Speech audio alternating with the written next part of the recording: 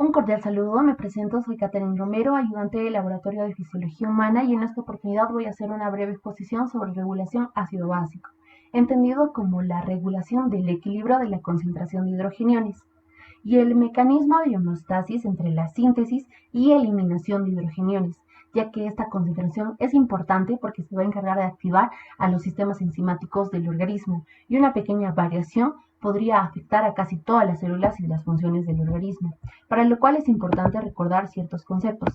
Iniciamos.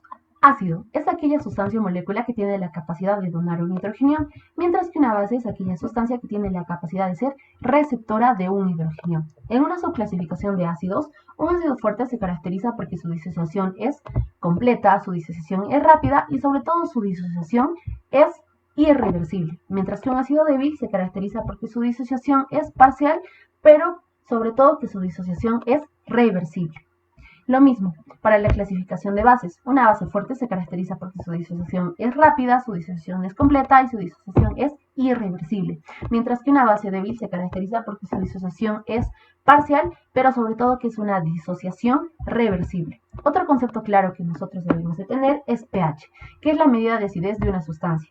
Cuando una sustancia tiene una concentración mayor de hidrogeniones, se dice que tiene una desviación hacia el lado izquierdo, siendo una sustancia ácida, mientras que si tiene pocas concentraciones de hidrogeniones, tiene una desviación hacia el lado derecho, considerado como una sustancia alcalina.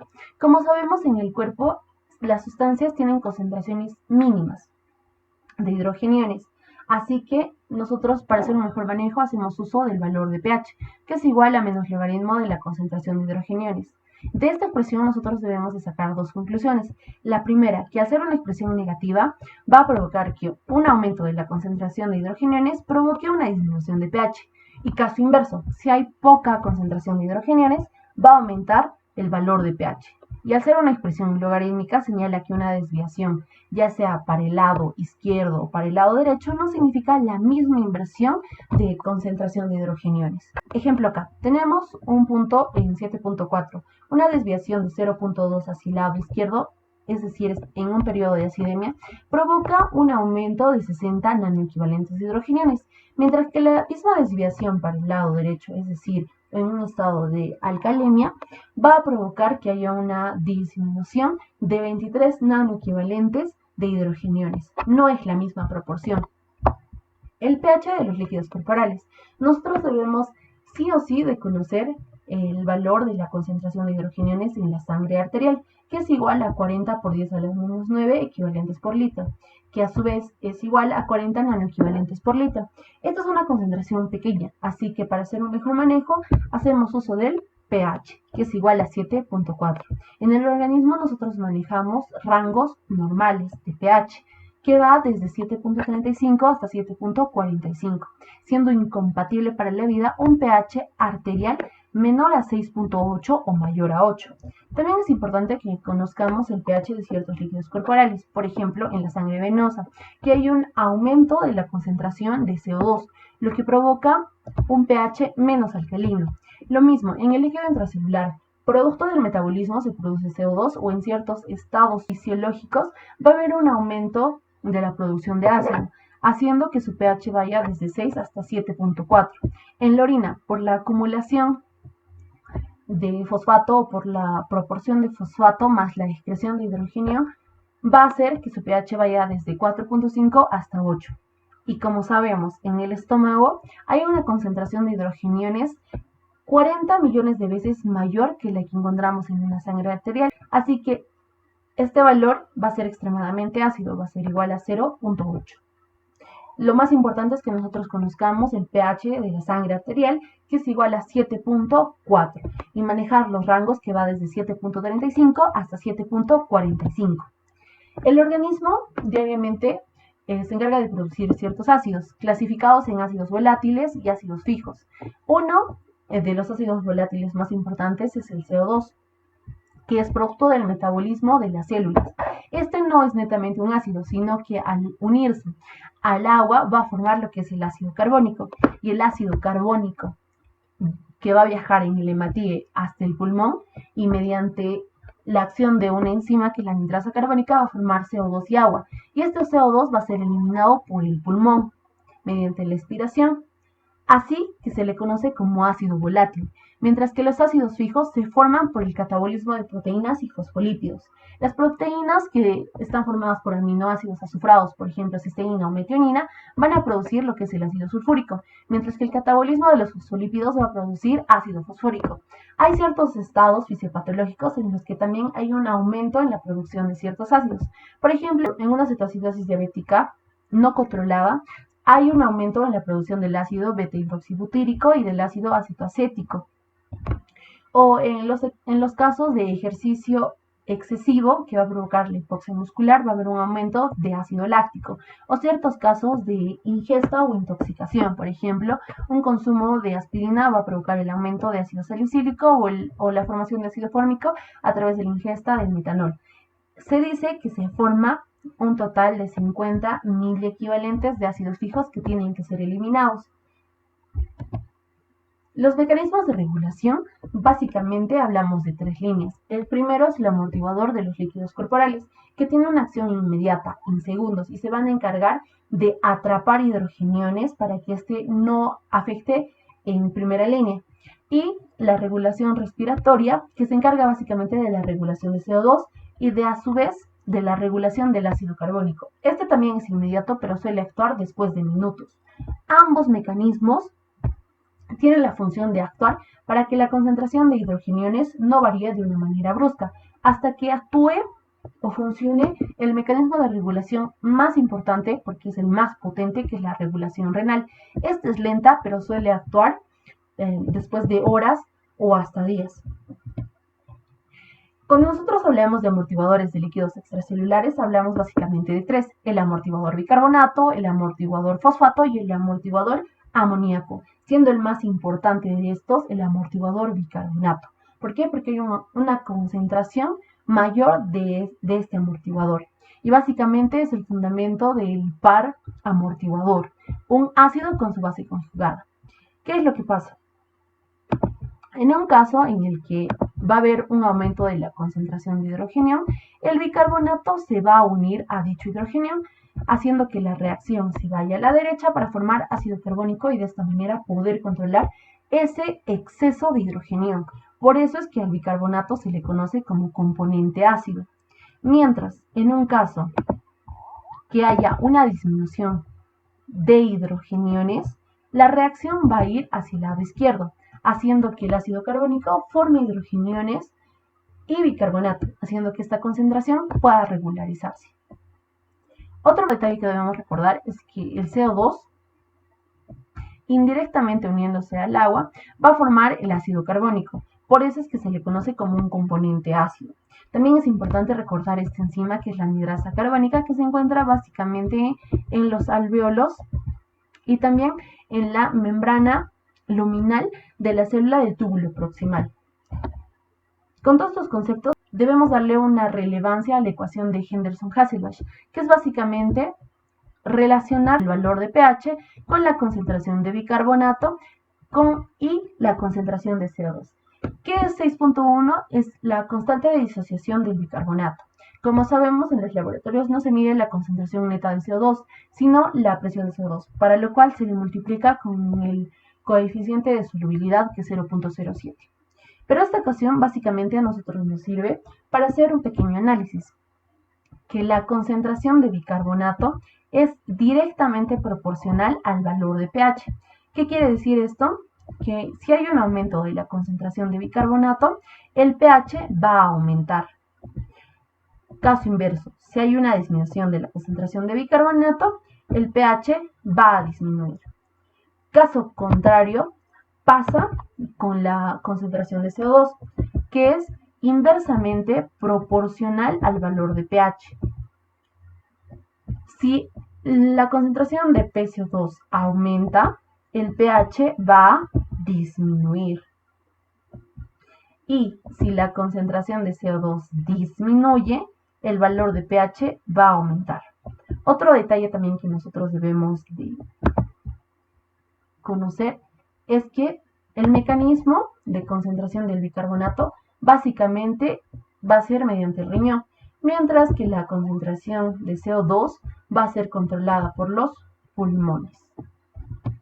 Entonces, ¿qué es lo que pasa? Acá tenemos un mecanismo en el que la célula ha producido un exceso o una acumulación de moléculas de hidrógeno. Estas en primera instancia van a tratar de unirse al bicarbonato para formar ácido carbónico y de esta manera regularizar. O caso contrario, hay baja concentración de hidrogeniones, así que el ácido carbónico va a formar más moléculas de hidrogenión y bicarbonato y de esta manera va a tratar de regularizar en la primera línea hasta que actúe el siguiente mecanismo, que es la regulación respiratoria, que básicamente se encarga de regularizar la concentración de CO2, que es igual a 1.2 milimoles por litro, y en presión de CO2 es igual a 40 milímetros de mercurio. ¿Qué es lo que pasa? Recordemos que la célula está produciendo ácidos y este hidrógeno se va a unir al bicarbonato y en el hematíe va a formar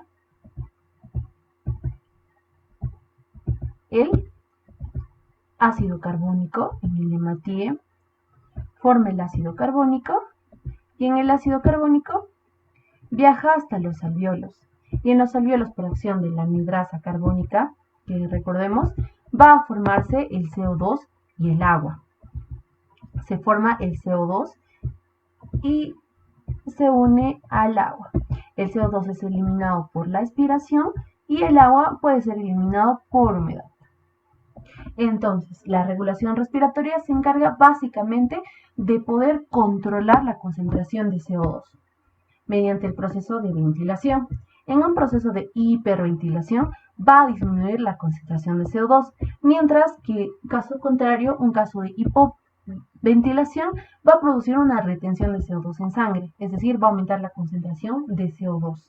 Y ese es el mecanismo por el cual va a actuar como proceso de retroalimentación. ¿Qué es lo que pasa? Cuando va a haber un aumento de hidrogeniones, esto, como ya sabemos, va a formar bicarbonato, va a formar ácido carbónico y este va a ser llevado hasta el pulmón, donde va a ocurrir el intercambio gaseoso y por acción de la anhidrasa carbónica se forma CO2 que va a ser eliminado. ¿Qué significa? Que el aumento de la concentración de hidrogeniones estimula la regulación de la ventilación. Así que si hay mucho hidrógeno, va a aumentar la ventilación alveolar y de esta manera disminuir la concentración de CO2. Y este mecanismo hace que disminuya la concentración de hidrogeniones. Acá tenemos un ejemplo más claro. Por ejemplo, acá tenemos una célula que está produciendo mucho hidrógeno. Obviamente este hidrógeno se va a unir con el bicarbonato para formar otra vez el ácido carbónico y el ácido carbónico va a viajar por el hematíe hasta llegar al pulmón y en el pulmón, por acción de la anhidrasa carbónica, va a formar agua más CO2 y el CO2 va a ser eliminado por el pulmón. Pero ¿qué pasa si hay un proceso en el que va a disminuir la concentración de bicarbonato? No va a haber suficiente bicarbonato para unirse a los hidrogeniones y de esta manera poder amortiguar dicha alteración, o en el que el pulmón no tenga la capacidad de eliminar ese CO2 mediante la expiración. En este caso va a actuar los riñones porque tienen el mecanismo más potente y se van a encargar de regularizar este equilibrio. Por ejemplo, si hay mucho hidrógeno, lo que va a hacer es eliminar mediante la orina ese exceso de hidrógeno, es decir, va a aumentar el proceso de excreción de hidrogeniones. O, como hay poco bicarbonato, va a aumentar la reabsorción y va a promover a la síntesis de bicarbonato, con la finalidad de poder regularizar este cambio o este desequilibrio que se ha producido. ¿Cómo es que lo hace? Recordemos que la tasa de filtración glomerular es igual a 80 litros por día y la concentración de bicarbonato es igual a 24 equivalentes por litro, lo que produce o lo que permite una carga filtrada de bicarbonato de 4.320 miliequivalentes por día, donde la mayoría es reabsorbida en el túbulo proximal, un 10% en la rama gruesa de las ADGL y un aproximado de 4.9% en los túbulos colectores. ¿Qué es lo que va a producir? Que tan solo se elimine 1 a 2 miliequivalentes por día. Es decir, se reabsorbe un 99.9% de bicarbonato. ¿Cómo es que es este proceso? Básicamente mediante el mecanismo de reabsorción del bicarbonato. Acá tenemos un ejemplo que se da en la célula del túbulo proximal, donde tenemos tres espacios. El lumen, el espacio intracelular de la célula del túbulo proximal, y la sangre. El hidrógeno es liberado hacia el lumen por un intercambiador de sodio hidrogenio. Y de esta manera, una vez que se encuentra en el lumen, se une al bicarbonato que iba a ser excretado para formar el ácido carbónico. Y por acción de la anhidrasa carbónica va a formar el CO2 y agua. Este va a entrar al espacio intracelular y por acción de la anhidrasa carbónica intracelular va a formar un ácido carbónico. Y este ácido carbónico es importante porque va a formar un hidrogenio y va a formar o va a reabsorber bicarbonato. Así que este es el mecanismo por el cual se está reabsorbiendo bicarbonato del que iba a ser eliminado. Y como ustedes ven adicionalmente, acá hay un hidrogenio, producto del ácido carbónico, que está siendo eliminado y otra vez está siendo reabsorbido. Así que en este proceso no hay una excreción neta de hidrogeniones, sino que esto se utiliza para poder reabsorber nuevo bicarbonato. Recordemos que una vez que se reabsorbe, tiene que pasar a la sangre. Y el bicarbonato pasa a la sangre por dos mecanismos. El primero es mediante un cotransporte con el sodio o un intercambiador cloro-bicarbonato. Esa es la manera en la que el bicarbonato reabsorbido va a ingresar a sangre. Acá debemos recordar tres procesos que podrían ocurrir.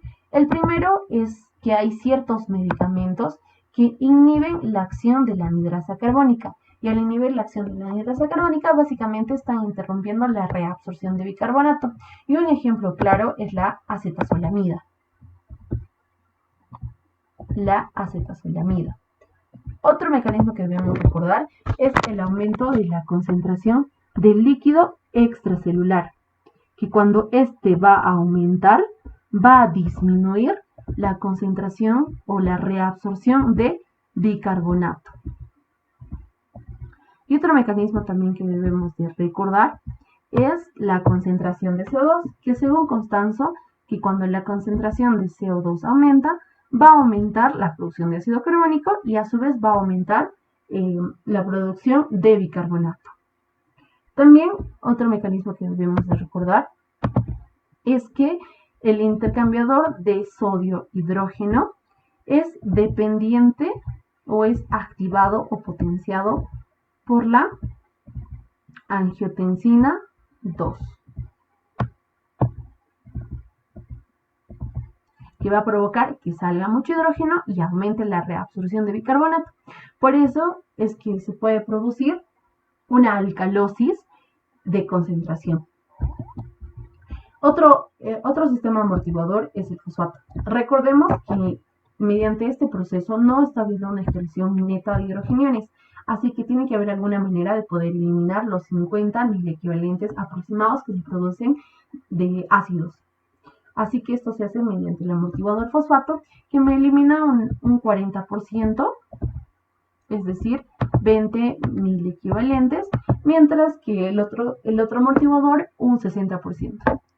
El amortiguador o la eliminación o la eliminación o la excreción de hidrógeno por fosfato especialmente se da en la célula intercalada alfa del túbulo distal tardío y los túbulos colectores. ¿Cómo es este proceso? Acá tenemos la formación de ácido carbónico a través de CO2 y agua. Acá se va a formar nuevo bicarbonato, como ustedes pueden ver, porque este no está siendo reabsorbido del lumen, y hidrógeno. El hidrógeno va a ser eliminado mediante dos mecanismos. El primer mecanismo mediante la bomba de hidrógeno ATPase. Y también va a ser eliminado el hidrógeno mediante la bomba hidrógeno-potasio ATPase. Y una vez que el hidrógeno esté en el lumen, se va a unir al fosfato de hidrógeno, que es lo que se filtra. Y este a su vez va a formar el fosfato de hidrógeno, que es el que se excreta. Y de esta manera sí está habiendo una excreción neta de la concentración de hidrogeniones. Y mediante este mecanismo de formación hace que se sintetice nuevo bicarbonato. Y este bicarbonato va a ingresar a la sangre mediante el intercambiador de clorobicarbonato. El amortiguador amoníaco es importante porque, como ya lo dije, me va a eliminar el 60% de los ácidos.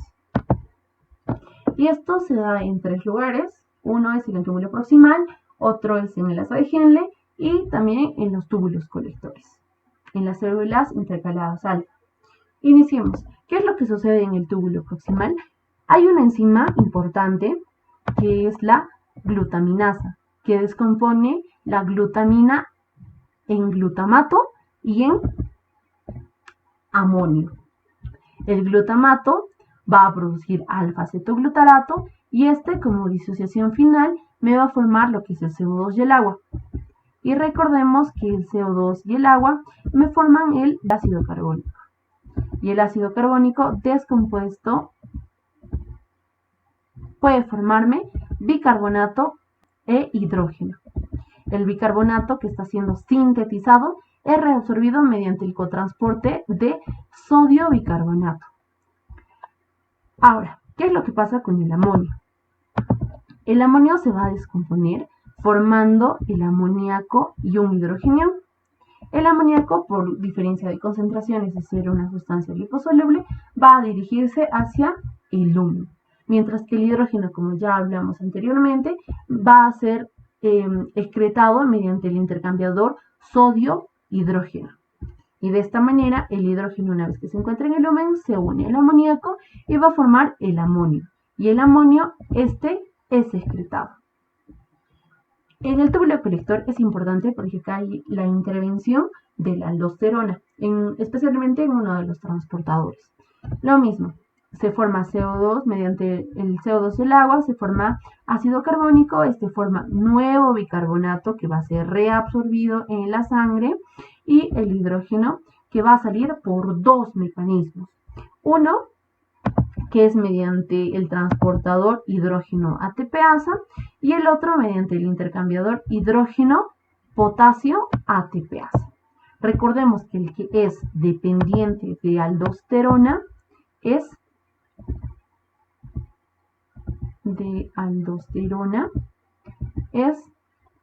la bomba o el intercambiador hidrógeno ATPasa.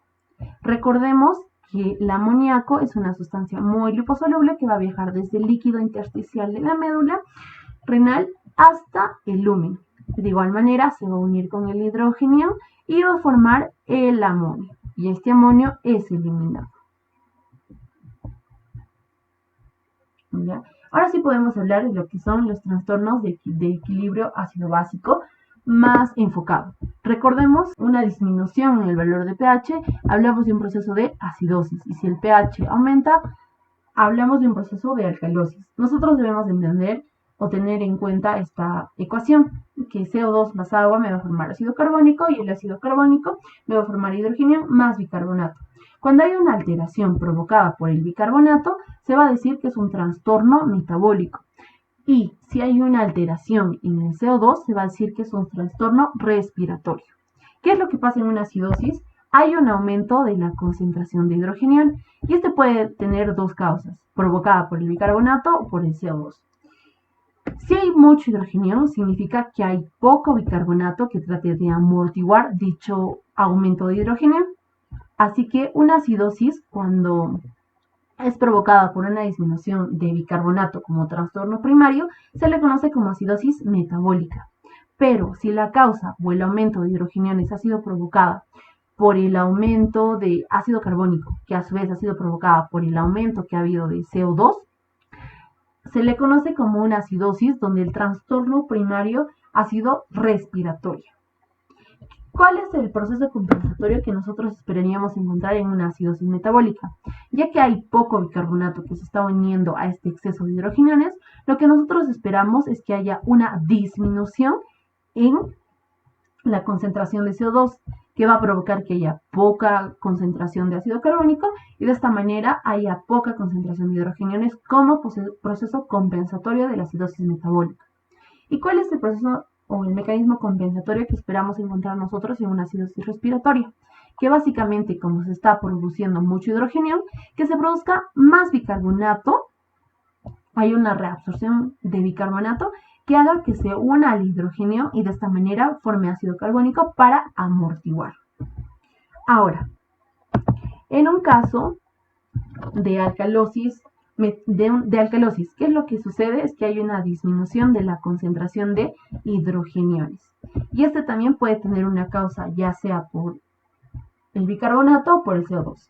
Si es a causa del bicarbonato, señala de que hay mucho bicarbonato que se está uniendo a todos los hidrogeniones y está dejando poco hidrogenio libre.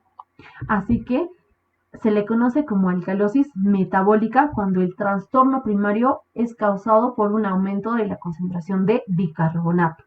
Mientras que una alcalosis respiratoria señala de que como hay poca concentración de hidrogenio, lo lógico es que esto haya sido provocado por una disminución de CO2, que ha provocado que haya una disminución de ácido carbónico y esto ha provocado a su vez que haya poca concentración de hidrogeniones.